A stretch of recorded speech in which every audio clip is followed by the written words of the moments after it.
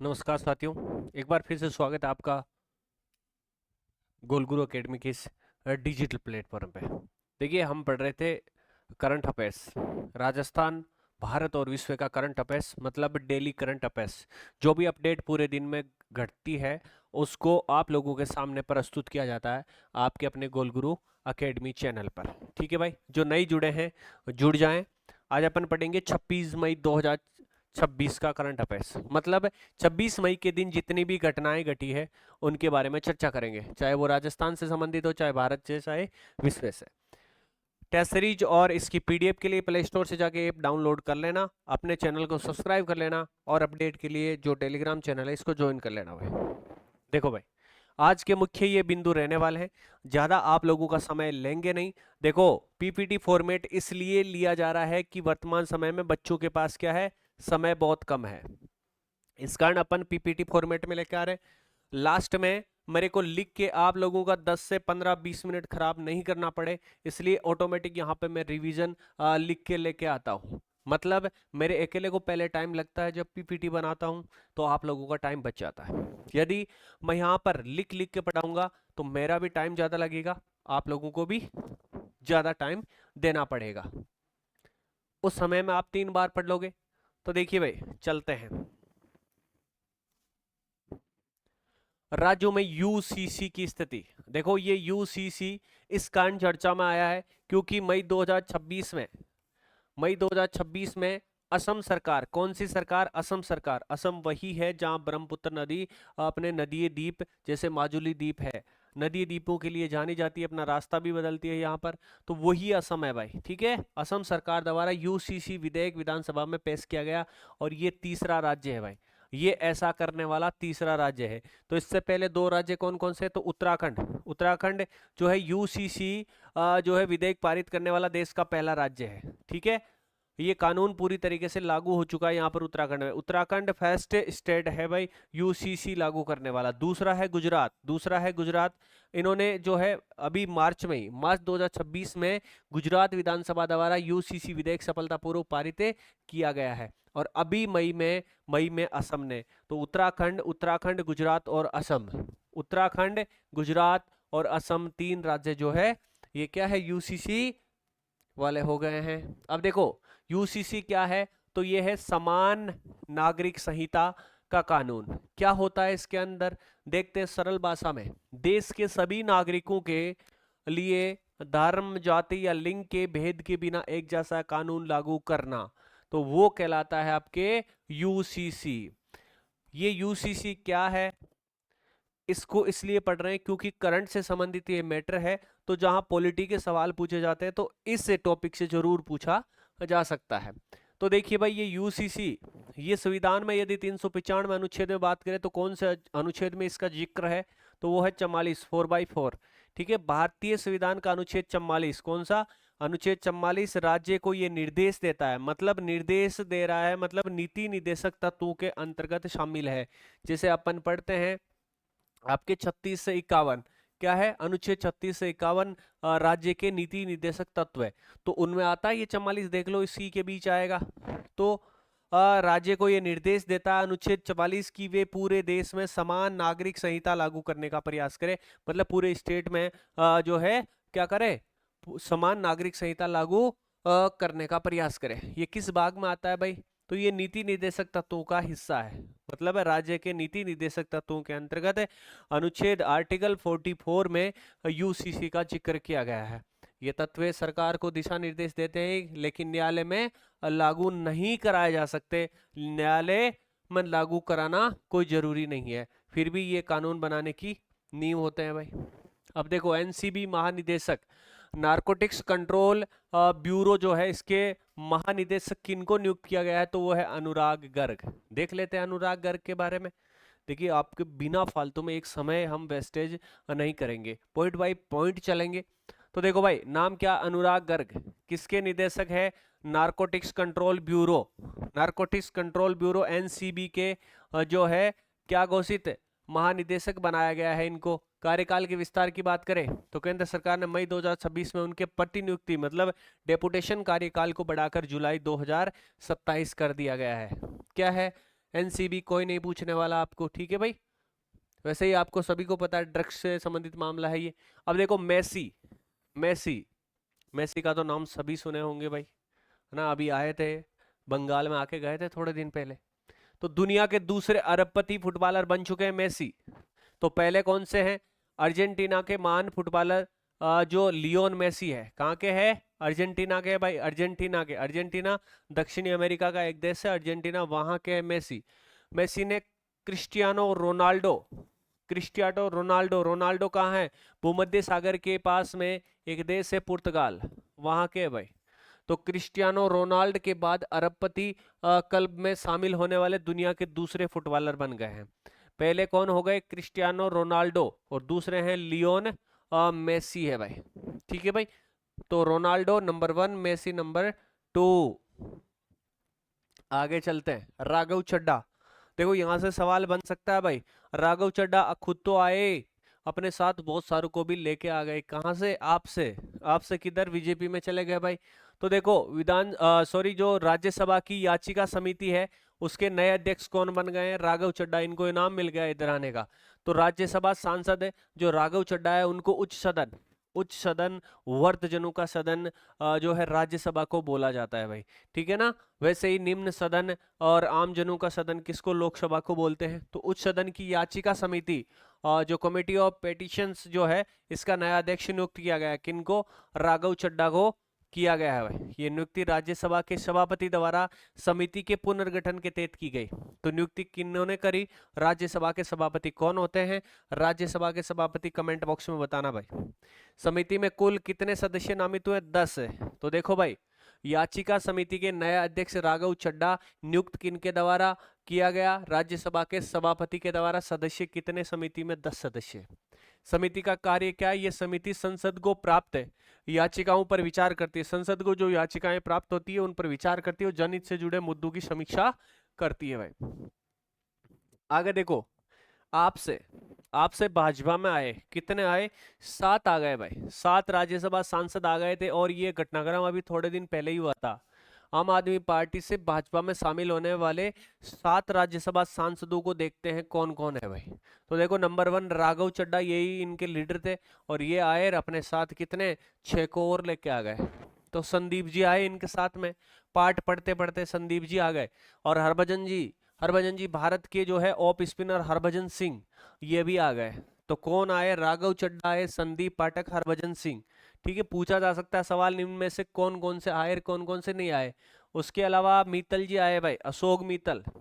तो राघव चड्ढा, संदीप पाठक, हरभजन सिंह, अशोक मित्तल, स्वाति मालीवाल, ये भी चर्चा में रही थी ना थोड़े दिन अभी। जो है आम आदमी पार्टी के अरविंद केजरीवाल के खिलाफ काफी चीजें बोली थी चुनाव के दौरान, इस कारण चर्चा में आई थी स्वाति मालीवाल। विक्रमजीत सिंह साहनी, ये विक्रमजीत सिंह जी भी आए। और राजेंद्र गुप्ता जी फिर पीछे क्यों रहेंगे, ये भी आ गए। तो 7 आए, मतलब 10 में से 7 आ गए, 3 ही बचे। आम आदमी पार्टी की तो इन्होंने लंका लगा दी, इधर आ गए। अब देखो दल बदल विरोधी कानून क्यों नहीं लगा भाई? ये दल बदला इन्होंने, आम आदमी पार्टी से बीजेपी की तरफ आए, लेकिन ये जो है इन पर लागू क्यों नहीं हुआ वो देखते हैं। अब देखिए इधर आए हैं तो यहाँ से सवाल बन सकता है पॉलिटी में भी, तो सारी चीजें कवर करते हैं भाई। राज्यसभा में आपके कुल सांसद कितने? आम आदमी पार्टी की राज्यसभा में सांसद है 10, 10 में से 7 आ गए। मतलब दल विरोधी कानून जो है, दल बदल विरोधी कानून कौन सी अनुसूची है? 10वीं है क्या? आप बताना कमेंट बॉक्स में। दल बदल विरोधी कानून तब नहीं लगता जब किसी दल के कितने, और 2/3 या उससे अधिक सांसद एक साथ दूसरे दल में शामिल हो जाए, तब ये दल बदल विरोधी कानून नहीं लगता। यहाँ तो देखो भाई 10 में से 7 आ गए ऑलरेडी। यहाँ 10 में से 7 मतलब 70% आ गए, 66 से ज्यादा। मतलब एक कम होता तो हो सकता है मामला खराब हो जाता, इनका बिगड़ जाता, इस कारण ये 7 आ गए भाई। अब देखो आपके सेंस सांसद, इस विलय के बाद राज्यसभा में आम आदमी पार्टी के बेचारे 3 ही आदमी बचे हैं भाई। संसद रत्न पुरस्कार 2026। अभी अपन ने पिछली क्लास में देखा था कि पीपी चौधरी जो है पाली के सांसद, उनको ये चौथी बार मिला है, 2015 में, 16 में, 25 में और 26 में। तो राजस्थान से तो उनको मिला था। कुल मिला के जो सांसद है, संसद रत्न पुरस्कार 12 सांसदों को सम्मानित किया गया है। इसमें से 10 लोकसभा और 2 राज्यसभा सांसद। तो इस तरीके से सारी चीजें क्लियर करते हुए चलना है।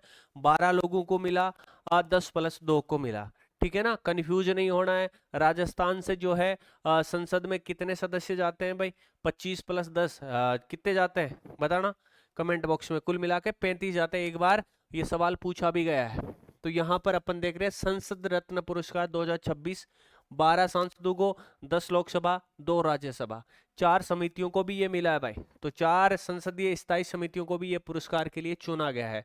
अब ये उत्कृष्ट कार्य करने वालों को ही दिया जाता है, सिंपल सी बात है। अपनी तरह बैठे रहने वालों को थोड़ी देंगे, है ना। Better never stops, Shyam Srinivasan की नई किताब है। देखो किताबें खूब सारी है। अपन ने 24 तारीख वाले में भी खूब सारी 7-8 किताबें पढ़ी थी। उनको बहुत अच्छी तरीके से आपको तैयार करना है, एक पेज पे लिखना है और याद करना है। यहाँ श्याम जी श्रीनिवासन है, इनके द्वारा बेटर नेवर स्टॉप्स। देखो बेटर नेवर स्टॉप्स जो है, लेखक कौन है? श्याम श्रीनिवासन। श्याम श्रीनिवासन, श्याम के श्रीनिवास पर, श्याम जी के निवास पर आपको रुकना नहीं है। बेटर नेवर स्टॉप्स, ये देखिए भाई, ठीक है ना।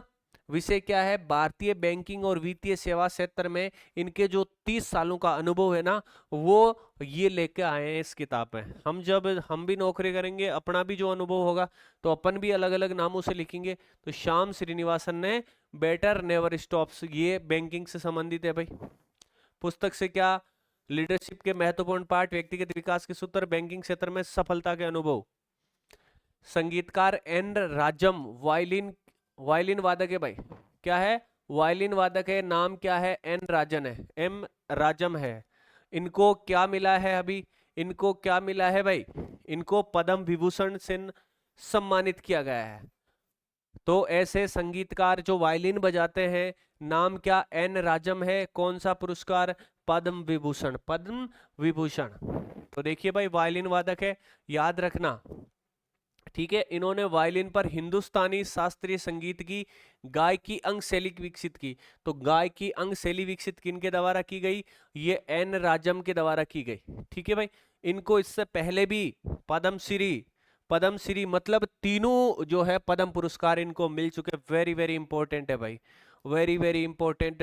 1984 में, फिर 20 साल बाद, और फिर लगभग 20-22 साल बाद, मतलब 20-20 साल लगभग मान के चलो इनको अवार्ड मिल गया है। सबसे पहले पद्मश्री, इनमें तो सबसे छोटा ही होता है पद्मश्री, उसके बाद पद्म भूषण और उसके बाद पद्म विभूषण। मतलब पद्म के सारे जो है पद्म पुरस्कार इन्होंने ले लिए। 1984, 2004 और 2026 में इनको तीनों पुरस्कार मिल चुके हैं भाई। वेरी वेरी इंपॉर्टेंट है, छाप लेना दिमाग में। अब देखो, पीएन पणिकर पर पुस्तक लिखी है, किनके द्वारा? पीपी सत्यन ने लिखी है भाई। पीपी सत्यन ने लिखी है किन पर? पीएन पणिकर पर। पणिकर दे, पुस्तक का नाम क्या? The library man of India. आप लाइब्रेरी में बैठे रहते हो ना पूरे दिन, तो उस लाइब्रेरी मैन के नाम से याद किनको करना? पीएन पणिकर। और ये बात बिल्कुल सत्य है। सत्य मतलब पीपी सत्यन ने ये किताब लिखी है। पीपी सत्यन ने लिखी है। क्या लिखा है? कि पीएन पणिकर, इन पर पुस्तक the library man of India. तो पुस्तक का नाम the library man of India, the story of PN Panikkar. लेखक कौन? पीएन सत्यन। और विमोचन किनके द्वारा? भारत के उपराष्ट्रपति, जो राज्यसभा के क्या होते हैं? सभापति होते हैं, सीपी राधाकृष्णन के द्वारा इसका विमोचन किया गया राष्ट्रपति उपराष्ट्रपति भवन, नई दिल्ली में। तो ये कौन थे भाई? देख लेते हैं। पुतुवाइली के नारायण पणिकर को केरल में पुस्तकालय आंदोलन का जनक माना जाता है भाई। कहाँ के? ये केरल के हैं। इन्होंने केरल की साक्षरता और ज्ञान के प्रसार में अमूल्य योगदान दिया था भाई। तो याद रखना, केरल से संबंधित है, साक्षरता और ज्ञान से संबंधित महत्वपूर्ण इनके विचार रहे हैं। और पीपी सत्यन ने इन पर किताब लिखी है, लाइब्रेरी मैन ऑफ इंडिया। आप अच्छा काम करोगे तो आप पे भी लिखेगा कोई ना कोई। अब देखो, चंद्रयान 3 जो मिशन था ना, इस पे होप प्रयोग किया है। किसने किया? इसरो ने किया है। क्या प्रयोग किया? होप प्रयोग किया है। देखो, इसरो के होप प्रयोग में चंद्रयान 3 के विक्रम जो लैंडर था, इसको चंद्रमा की सतह पर कुछ सेकंड के लिए ऊपर उठाया, दोबारा चालू किया। लैंडर लगभग 40 सेंटीमीटर ऊपर उठा और फिर 30-40 सेंटीमीटर की सुरक्षित दूरी पर उतरा भाई। ठीक है, 40 सेंटीमीटर ऊपर उठा और फिर 30-40 सेंटीमीटर की सुरक्षित दूरी पर उतरा। मतलब क्या याद रखना है, इतना ऊपर उठाया और इतना बैठ गया। ये प्रयोग किस पे, चंद्रयान मिशन 3 पर, चंद्रयान 3 पे किया। किसने किया? इसरो ने किया, हाल फिलहाल किया, इसलिए चर्चा में है।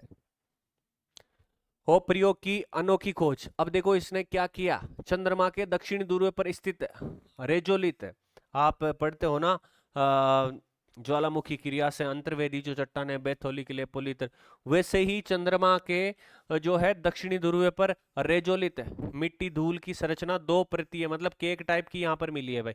ये क्यों महत्वपूर्ण है? ये जानकारी भविष्य में चंद्र आवास और अन्वेषण योजनाओं के लिए बेहद उपयोगी है। ठीक है भाई, इससे वैज्ञानिक चंद्रमा पर घर बनाने और खनन करने की बेहतर योजना बना सकते हैं। किससे योजना बना सकते हैं? इससे, रेजोलित से, मतलब रेजोलित की खोज करिए यहाँ पर। कांस 2026, ये देखिए नेपाल के लिए भी बहुत महत्वपूर्ण रहा, क्योंकि कोई पहली ऐसी नेपाली फिल्म है जिसने ये पुरस्कार जीता है भाई। देखो, elephants in the fog, Nepali film का नाम क्या है? एलिफेंट्स इन द फॉग ने कान फिल्म महोत्सव 2026 में पुरस्कार जीता, और ये पहली नेपाली फिल्म है जिसने ये पुरस्कार जीता है भाई। पुरस्कार का नाम सर्टेन रिगार्ड जूरी पुरस्कार, अनसर्टेन रिगार्ड जूरी पुरस्कार। ठीक है भाई, ये कान फिल्म महोत्सव का प्रतिष्ठित जूरी पुरस्कार माना जाता है। विश्व प्रसिद्ध 79वें कान फिल्म महोत्सव में ये उपलब्धि हासिल करी है। Elephants in the fog Nepali film, very very important, सारे इंपॉर्टेंट ही। वैसे तो भारत का पहला भूतापीय जियोथर्मल पावर प्लांट कहाँ लगा है? आपके लद्दाख में लगा है, भारत के सबसे उत्तर में स्थित है। भारत का शीत मरुस्थल लद्दाख, जहां काराकोरम, लद्दाख और जास्कर पर्वत श्रेणियां पाई जाती है, जहां पर भारत की सबसे ऊंची चोटी केटू मिलती है, भारत का सबसे बड़ा ग्लेशियर सियाचिन मिलता है। ऐसा लद्दाख भारत का पहला भूतापीय पावर प्लांट। लद्दाख की कौन सी घाटी? पुंगा घाटी में। कौन सी घाटी? पुंगा घाटी। तो पुंगा घाटी कहाँ है? लद्दाख में, ये भी याद रखना भाई। ऊंचाई लगभग समुद्र से 14,000 फीट है। विकसित करने वाली संस्था कौन सी है? ONGC है भाई, oil and natural gas corporation. क्षमता पहले चरण में देखो 1 मेगावाट बिजली का उत्पादन करेगा ये। इससे क्या फायदा होगा? फायदा ये होगा कि लद्दाख के दूर दराज इलाकों में 24x7 स्वस्थ ऊर्जा मिलेगी। अंतरिक्ष तापन ठंडे इलाके को गर्म रखेगा, ये हिट देगा, स्पेस हिट देगा। स्थानीय किसानों के लिए सिंचाई सुविधा भी उपलब्ध करवाएगा। जियो थर्मल ऊर्जा जो है पृथ्वी की अंदर की गर्मी से उन्नत होती है भाई। तो ठीक है, भारत का पहला भूतापीय पावर प्लांट लद्दाख में लगेगा। ऑपरेशन नवजीवन, ये किसने चलाया भाई? झारखंड में चलाया गया था। देखते हैं, 27 माओवादियों का आत्मसमर्पण किस ऑपरेशन के तहत? ऑपरेशन नवजीवन। ऑपरेशन नवजीवन झारखंड पुलिस के द्वारा चलाया गया था भाई। झारखंड पुलिस के द्वारा 27 माओवादियों ने झारखंड पुलिस के समक्ष आत्मसमर्पण कर दिया। इसका उद्देश्य क्या था कि जो नक्सल प्रभावित क्षेत्र में जो माओवादी रहते हैं, इनको पकड़कर वहां शांति स्थापित करना तथा इन माओवादियों को मुख्य धारा में लाना। आगे देखो भाई, पद्मश्री। पद्मश्री देखो, ये क्या है? एक विदेशी है। आप लोग और हम लोग अभी मिलके देखेंगे कि कौन कौन से विदेशियों को, कौन कौन से ऐसे अपने साथी रहे जिनको मरणोपरांत ये पुरस्कार दिए गए, तमाम चीजें चर्चा करेंगे। पद्मश्री की बात करें तो डॉक्टर लार्स क्रिश्चियन कोच कहाँ के हैं? जर्मनी के। जर्मनी के है भाई, उत्तरी सागर के पास में स्थित यूरोप का एक प्यारा सा देश जर्मनी, वहां के है लॉर्ड्स क्रिश्चियन कोच। किसने दिया? राष्ट्रपति द्रौपदी मुर्मू ने। अंतर्राष्ट्रीय ख्याति प्राप्त नर संगीत शास्त्री जो है ये कोच, इनको ये सम्मान दिया। कहाँ के हैं? जर्मनी के नागरिक है। कला के क्षेत्र में इनका योगदान जो है महत्वपूर्ण है, इस कारण ये सम्मान मिला। इस नृत्य संगीत शास्त्र का मतलब होता है विभिन्न संस्कृतियों के संगीत का वैज्ञानिक अध्ययन करना। तो इन्होंने विभिन्न संस्कृतियों के जो संगीत है उन पर वैज्ञानिक अध्ययन किया है। कोच है तो भाई तैयार करता है खुद नीचे अपने खिलाड़ी, तो ये संगीत के खिलाड़ी है। आगे चलते हैं। International association of ultra runners 24 घंटे चैंपियनशिप। देखो इतनी लंबी चैंपियनशिप है भाई। International association of ultra runners 24 घंटे चैंपियनशिप भारत ने कितने 2 स्वर्ण पदक जीते। कितने 2 स्वर्ण पदक जीते भाई। ये जापान के हिरोशिमा, ये 2 अमेरिका ने बम गिराए थे ना एक बार, हिरोसाकी नागासाकी, वो वाला मामला है भाई। तो जापान के हिरोसाकी शहर में आयोजित ये टूर्नामेंट जो है एशिया और ओशिनिया चैंपियनशिप में भारत ने शानदार प्रदर्शन किया। मई 2026 में इसका आयोजन हुआ। व्यक्तिगत स्वर्ण की बात करें, एक टीम स्वर्ण, एक व्यक्तिगत 2 स्वर्ण पदक जीते थे। व्यक्तिगत स्वर्ण पदक जीतने वाला देखो अमर हो गया भाई, अमर सिंह देवांडा। अमर सिंह देवांडा ने 282.881 किलोमीटर की दूरी तय करी थी। तो अमर सिंह देवांडा याद रखना, 24 घंटे चैंपियनशिप में इन्होंने ये स्वर्ण पदक जीता। और भारतीय टीम जो है पुरुषों की, इन्होंने भी जीता, 815 किलोमीटर का रिकॉर्ड बनाया भाई। भारत ने इथोपिया के WTO प्रवेश पर हस्ताक्षर किए। अब देखिए इथोपिया जो है, इथोपिया अफ्रीका का एक देश है। भारत ने इथोपिया को विश्व व्यापार संगठन में शामिल करने वाले द्विपक्षीय प्रवेश प्रोटोकॉल पर हस्ताक्षर किए हैं।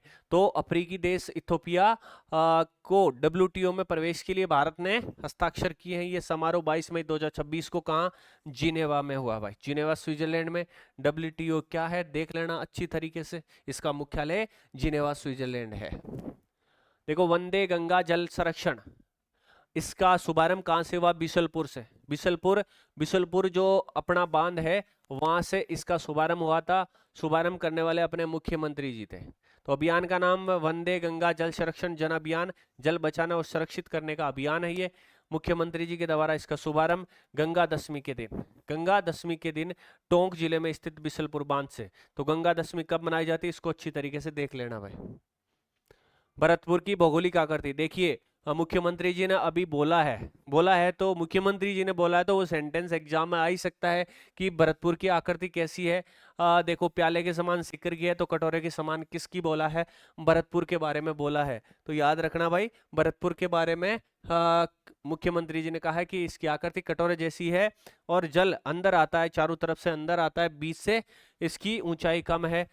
तो जो है जल संरक्षण के लिए नीतियां बनानी होगी और इससे बचाव की चीजें भी अपने को करनी होगी। तो कटोरे जैसी आकृति बताइए इन्होंने। पद्म पुरस्कार 2026 के आंकड़े वेरी वेरी इंपॉर्टेंट, छाप लेना दिमाग में भाई।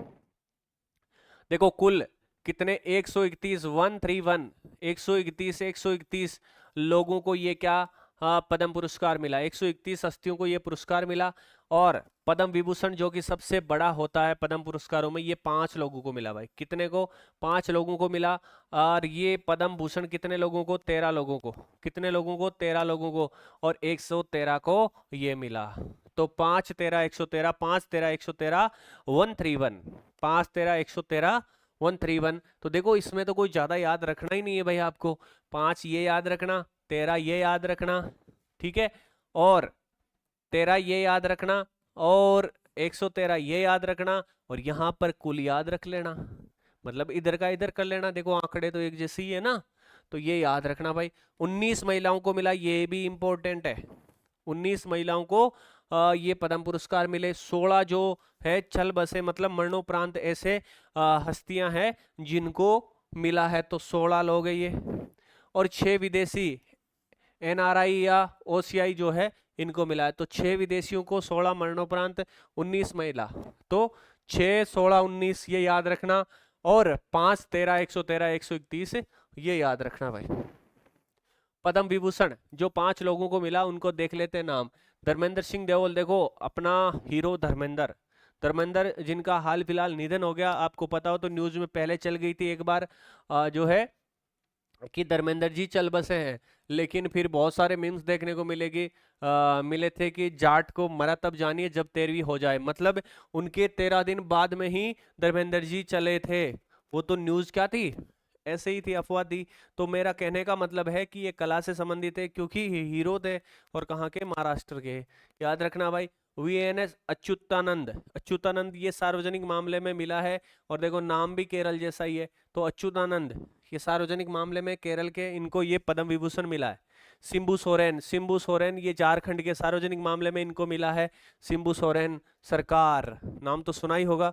पीयूष पांडे जी है भाई, पीयूष पांडे, ये मूलतः तो राजस्थान के लेकिन महाराष्ट्र में जाके बस गए, विज्ञापन के क्षेत्र में इनको ये पुरस्कार मिला है। वीके मल्होत्रा खेल के संबंध में इनको मिला है, ये दिल्ली के हैं। तो महाराष्ट्र के हो गए भाई दो, तो एक केरल, एक झारखंड, एक दिल्ली। धर्मेंद्र, अच्युतानंद, शिंबू सोरेन, पीयूष पांडे और मल्होत्रा, याद रखना ये 5 नाम भाई। राजस्थान के पद्म पुरस्कार विजेता ये भी याद रखना। देखो भाई 3 लोगों को पद्मश्री मिला है, एक को पद्म विभूषण मिला है। पद्म विभूषण वाले वही है जो मैंने बताया कि मूलतः राजस्थान के लेकिन महाराष्ट्र में जाके बस गए। तो पीयूष पांडे जो विज्ञापन और संचार से संबंधित है, पीयूष जी पांडे, पांडे जी जो है ये विज्ञापन वाले मामला है भाई। पद्म विभूषण विज्ञापन और संचार के योगदान में मरणोपरांत मिला है इनको। अब देखो गफरुद्दीन मेवाती जोगी, ये बपंग वादक है भाई। बपंग वादक जो है गफरुद्दीन मेवाती जोगी, गफरुद्दीन गफरुद्दीन गफरुद्दीन बपंग, गफरुद्दीन बपंग, याद रखना भाई, ठीक है ना। कला के क्षेत्र में इनको दिया गया है। तगाराम भील, ये अभी जो है सभी की फोटो लगाई थी मुख्यमंत्री जी ने अपनी ट्विटर हैंडल से, तो मैंने वहां से लेके आया हूं। वैसे तो सब जगह मिलेंगे ये सारी चीजें। तो गफरुद्दीन मेवाती बपंग, तगाराम भील, तगाराम ये जो है अलगोजा, अलगोजा के देखिए 2 बांस होते हैं इस तरीके से। तो तगाराम भील जो है अलगोजा वादक है, इनको पद्मश्री मिला है। स्वामी ब्रह्मदेव महाराज, इनको भी मिला है भाई, सामाजिक कार्य किया है इन्होंने, सोशल सर्विसेज जो है सामाजिक कार्य किए हैं, ब्रह्मदेव महाराज को मिला है। तो ये 4 लोग हैं जिनको राजस्थान से संबंधित है पद्मश्री और पद्म विभूषण मिला है। पद्म पुरस्कार 2026 राष्ट्रपति भवन नई दिल्ली में आयोजित हुए। 25 मई 2026 को नागरिक अलंकरण, जो याद रखना भाई 25 मई 2026 को दिए गए थे राष्ट्रपति भवन नई दिल्ली में, और राष्ट्रपति ने दिए। अब देखो वापिस जो कुछ पड़ा है वो देखते हैं। तो देखिए भाई नागरिक समान संहिता अनुच्छेद कौन सा, अनुच्छेद 44 नीति निर्देशक तत्वों के अंतर्गत इनका उल्लेख है। पहला राज्य कौन सा, उत्तराखंड है। दूसरा कौन सा, गुजरात। तीसरा असम हो गया। एनसीबी जो अपना है उसके महानिदेशक इनको अनुराग गर्ग को, इनका कार्यकाल जुलाई 2027 तक बढ़ा दिया गया। मेसी जो है रोनाल्डो के बाद दुनिया के दूसरे बन गए हैं। याचिका समिति जो राज्यसभा की है उसके अध्यक्ष किसको बना दिया गया है, राघव चड्ढा को, और 10 सदस्य इसमें शामिल है भाई। आप भाजपा विले 7 सांसद आपसे आए और बीजेपी में मिल गए। अब देखो संसद रत्न 2026 12 लोगों को दिया गया तथा 4 समितियों को कुल मिला के 16। राजस्थान से पीपी चौधरी जो है पाली के सांसद है, उनको दिया गया। बेटर नेवर स्टॉप्स लेखक कौन है, श्याम श्रीनिवासन, ये किससे संबंधित है, बैंकिंग से, इनके 30 साल के अनुभव इसमें है। एन राजम वाद्य यंत्र वायलिन, इनको पद्म विभूषण मिला है भाई, याद रखना 2026 का। Library man of the India, ये जो है पणिकर के बारे में है, और पीपी सत्यन ने ये सत्य बात कही है, इन्होंने लिखी है। एचओपी का प्रयोग जो चंद्रयान 3 पर किया गया, आपके किसने, इसरो ने किया था। विक्रम लैंडर को ऊपर उठाया नीचे बैठाया, 2 प्रति मिट्टी यहाँ पर मिली। कांस 2026 ऐसी नेपाली फिल्म जो पहली बार इस पुरस्कार को जीतने में सफल रही। एलिफेंट्स इन द फोग पहली नेपाल की फिल्म है जो कान पुरस्कार जीती है। जियोथर्मल प्लांट पुंगा घाटी लद्दाख में भारत का पहला ओएनजीसी के द्वारा लगाया गया। ऑपरेशन नवजीवन जो है माओवादियों को समर्पण करवाया है, झारखंड पुलिस ने ये चलाया है ऑपरेशन नवजीवन, याद रखना भाई। पद्मश्री जो है जर्मनी के डॉक्टर लॉर्स क्रिश्चियन कोच, इनको मिला है। इन्होंने क्या किया है, रिसर्च किया है दुनिया के संगीतों पर। आईएयू चैंपियनशिप जो है हिरोसाकी में हुई थी जापान में भारत ने 2 स्वर्ण पदक जीते, एक टीम ने एक व्यक्तिगत ने, ठीक है भाई। व्यक्तिगत स्वर्ण जो है अमर हो गए थे, अमर सिंह देवांडा ने जीता। WTO इथोपिया को जो है WTO की सदस्यता के लिए जेनेवा में भारत ने हस्ताक्षर किए थे 22 मई 2026 को। वंदे गंगा अभियान जो है बिसलपुर बांध टोंक से मुख्यमंत्री जी ने चलाया। भरतपुर की आकृति कैसी कटोरे नुमा, कहा मुख्यमंत्री भजनलाल जी ने। पद्म पुरस्कार 2026 131 हस्तियों को मिला, 5 को पद्म विभूषण मिला, 13 को पद्म भूषण मिला, और 113 को कितना क्या मिला, पद्मश्री मिला भाई। पद्म समारोह जो है 25 मई 2026 को राष्ट्रपति भवन नई दिल्ली में आयोजित हुआ। अब देखिए कुछ चीजें हैं राजस्थान से संबंधित, बाकी और है जो मैं लेके आया हूं आप लोगों के लिए। वैसे तो अपन ने पढ़ा है राजस्थान औद्योगिकी पार्क प्रोत्साहन नीति 2026। देखिए ये विश्व स्तरीय औद्योगिक पार्कों का विकास करने वाली नीति है। भूमि, जल, ऊर्जा संसाधनों का वैज्ञानिक एवं सतत उपयोग तथा लॉजिस्टिक सुविधाओं को किया जाएगा प्रोत्साहित। ये देखिए क्या है, राजस्थान औद्योगिक पार्क प्रोत्साहन नीति 2026। और क्या इसके बारे में, देखिए इसमें औद्योगिक पार्कों का विकास किया जाएगा। निजी क्षेत्रों में औद्योगिक पार्कों को 4 विकास मॉडलों पर किया जाएगा विकसित। कितने विकास के 4 मॉडल? पहला कौन सा? रिको द्वारा आवंटित भूमि पर पूरी तरह निजी डेवलपर द्वारा विकास। रिको जो भूमि आवंटित करेगा उस पर ये जो पार्क है निजी डेवलप होंगे भाई, निजी क्षेत्र इसको डेवलप करेगा। उसके बाद मॉडल 2, 80% भूमि विकासकर्ताओं द्वारा तथा 20% भूमि रिको द्वारा उपलब्ध करवाई जाएगी। सी मॉडल क्या? पार्क है तो संपूर्ण भूमि की व्यवस्था विकासकर्ता द्वारा की जाएगी। और पी मॉडल आधारित विकास होगा। राजस्थान औद्योगिक पार्क प्रोत्साहन नीति 2026 की बात करें तो निजी क्षेत्र में औद्योगिक पार्कों के लिए कम से कम 50 एकड़ क्षेत्रफल तथा न्यूनतम 10 औद्योगिक इकाइयों की स्थापना अनिवार्य होगी। ये चीजें हैं भाई। देखो पोस्टर में मुख्यमंत्री जी के हैंडल से उठा के लाया हूं तो इंपॉर्टेंट हो जाते हैं। अब देखिए ग्राम विकास चौपाल क्या है? ये मुख्यमंत्री का ग्रामीणों से सीधा संवाद समस्याओं का किया त्वरित समाधान। तो ग्राम विकास चौपाल किससे संबंधित है? याद रखना भाई ये भी। इसके अलावा राजस्थान एरोस्पेस एंड डिफेंस नीति 2026। नीतियां बहुत सारी है भाई, एक क्लास अपने को नीतियों की लगानी पड़ेगी, है ना।